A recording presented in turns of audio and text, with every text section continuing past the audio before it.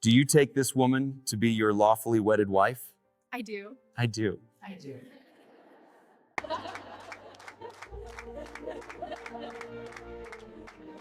Say Hassie. I see a winner in you, son. Hit like and subscribe, and let's stay on the winning side together. You've got the spark. The wedding photo sat on the mantel. Bobby and Pam, young, beautiful, hopeful, everything a marriage should be. They looked at each other in that photograph like nothing else existed, like love was enough, like they could survive anything as long as they had each other. Jer walked past that photo every day, and every day something in him twisted. Not jealousy exactly, something colder, something that saw Bobby's happiness and needed to corrupt it, needed to prove that love wasn't real, that marriage was just another business arrangement, that what Bobby had could be broken. And J.R. Ewing was very good at breaking things. Pam Barnes. That was her maiden name. Barnes. The same family J.R. had been at war with his entire life. Cliff Barnes' sister. Digger Barnes' daughter. Enemy blood running through her veins, and Bobby had married her anyway. Brought her into the Ewing family. J.R. had smiled at the wedding, toasted the couple, kissed Pam's cheek, and told Bobby he was a lucky man, then gone home and started planning. Because this wasn't just Bobby's marriage, this was an opportunity.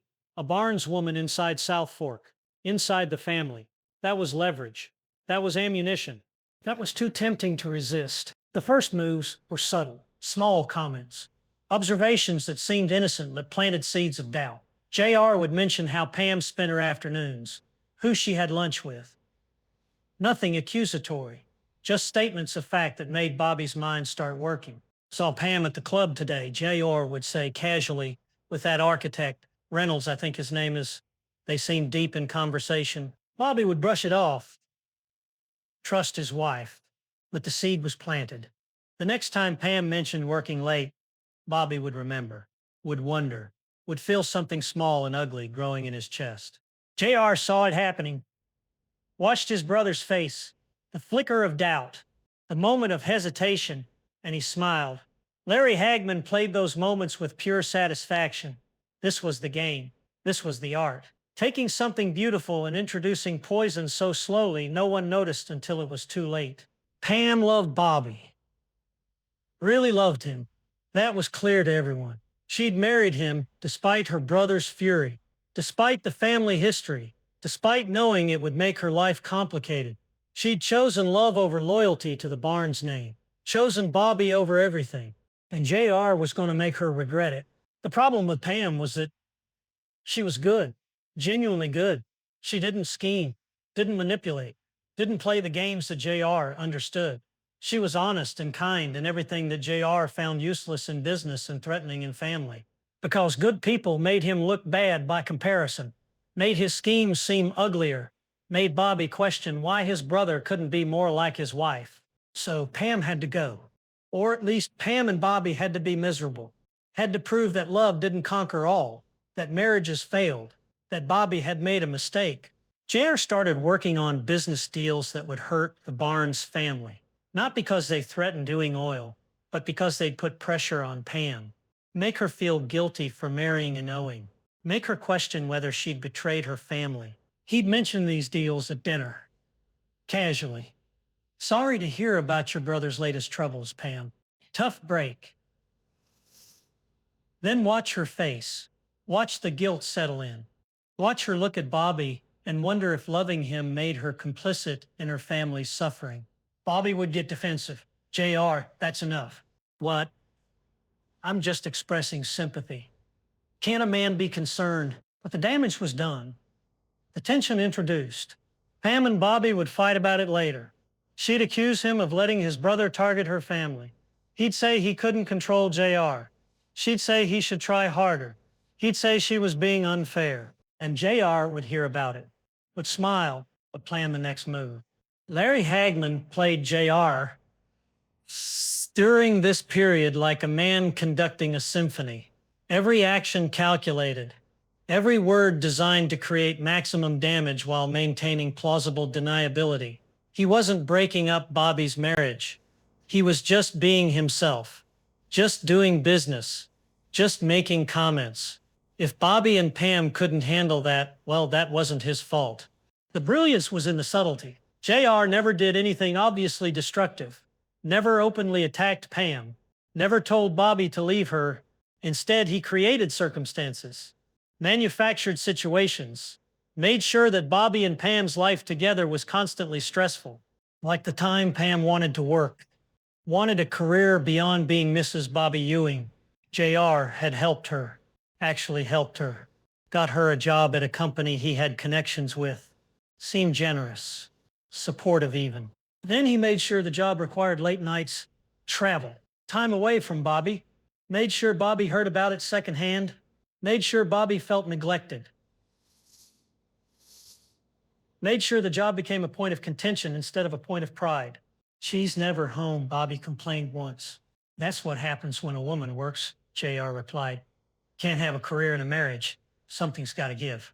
Planting the idea, making Bobby think in either terms, making Pam's ambition seem like a threat to their relationship, all while seeming like he was just stating facts, just being realistic, just trying to help his little brother understand the way things worked.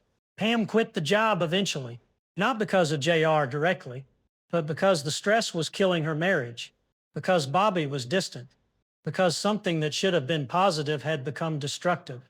And JR smiled, told her it was probably for the best, told Bobby that now they could focus on their marriage, played the concerned brother while internally celebrating another victory.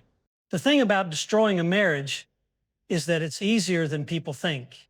You don't need affairs or betrayals or dramatic confrontations.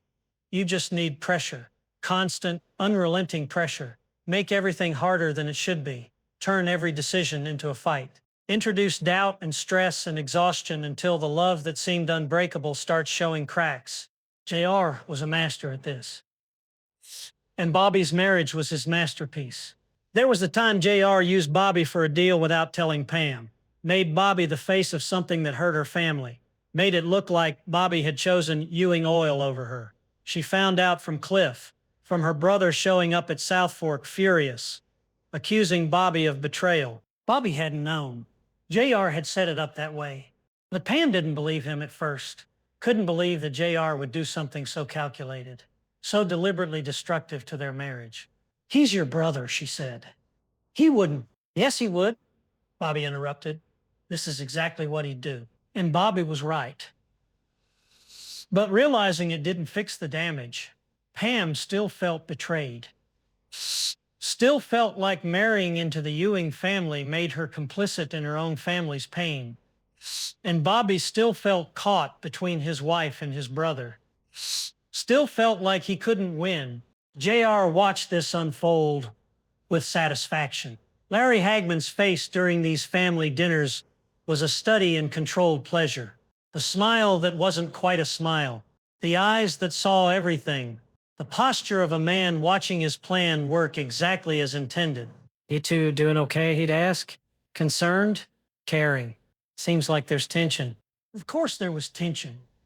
He'd created the tension, but asking about it made him seem innocent.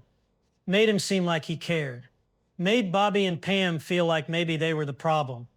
Like maybe their marriage wasn't strong enough to handle normal family complications. The worst part was that Bobby loved his brother, despite everything, despite knowing what JR was, despite watching him scheme and manipulate and destroy. There was still love there, still loyalty, still the bond of brothers who'd grown up together, who'd competed and fought, and occasionally protected each other.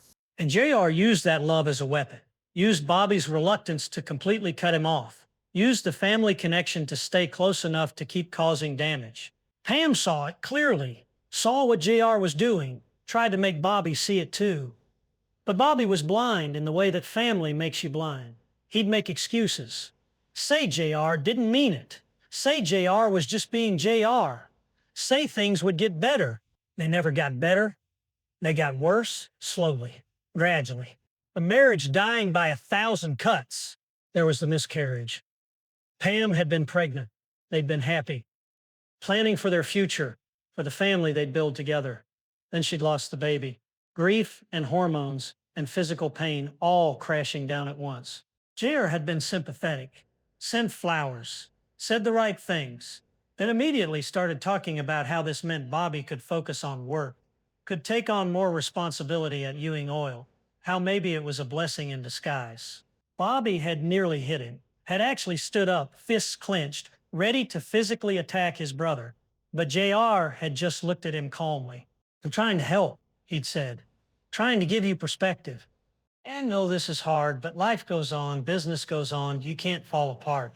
Making Bobby feel guilty for grieving, making him feel weak for being emotional, driving a wedge between him and Pam by suggesting that moving on was more important than mourning together. Pam had heard about it, had looked at Bobby with such hurt in her eyes. He said it was a blessing. He didn't mean it like that. Yes, he did. He always means it exactly like it sounds. When are you going to see that? But Bobby couldn't see it, wouldn't see it, because seeing it meant acknowledging that his brother was actively trying to destroy his marriage, was working every day to make sure Bobby and Pam didn't make it. And that was too painful, too betraying, too much. So he made excuses, and the marriage deteriorated. And JR smiled. Larry Hagman said in interviews that playing these scenes was fascinating because JR wasn't overtly villainous. He wasn't cackling or obviously evil. He was just a man who believed that marriage was a transaction, that love was temporary, that Bobby was naive for thinking otherwise.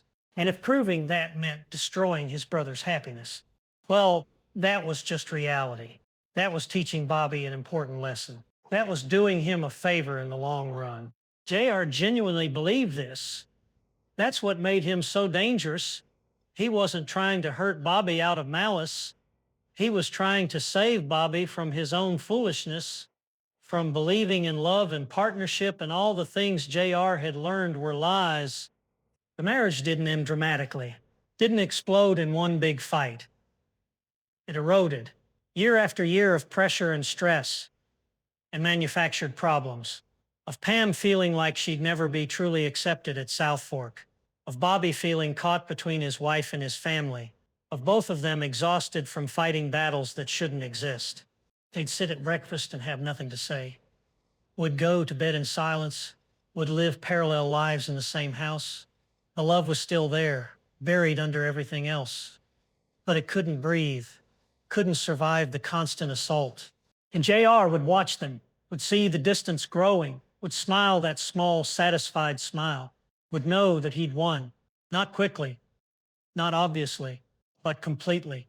Larry Hagman played those moments of victory with restraint, no gloating, no obvious pleasure, just a man who'd proven his point, who'd shown that love wasn't enough, that marriage was just another thing that could be broken if you applied the right pressure in the right places. Bobby eventually figured it out, understood what his brother had done, had been doing, the systematic destruction of his marriage, the calculated cruelty disguised as family dynamics, the poison introduced so slowly he hadn't noticed until it was too late. He confronted JR in the study, the same study where Jock had taught them both about business, about family, about being men. "You destroyed my marriage," Bobby said.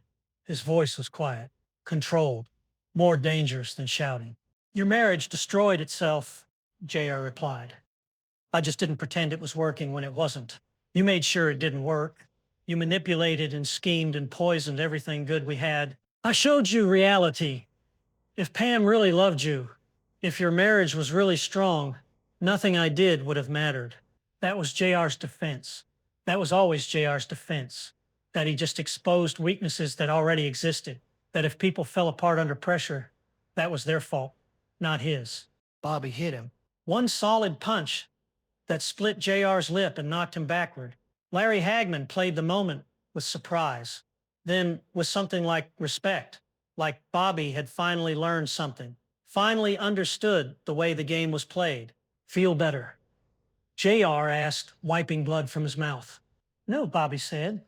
"I feel like I lost my wife and my brother, and you feel like you won."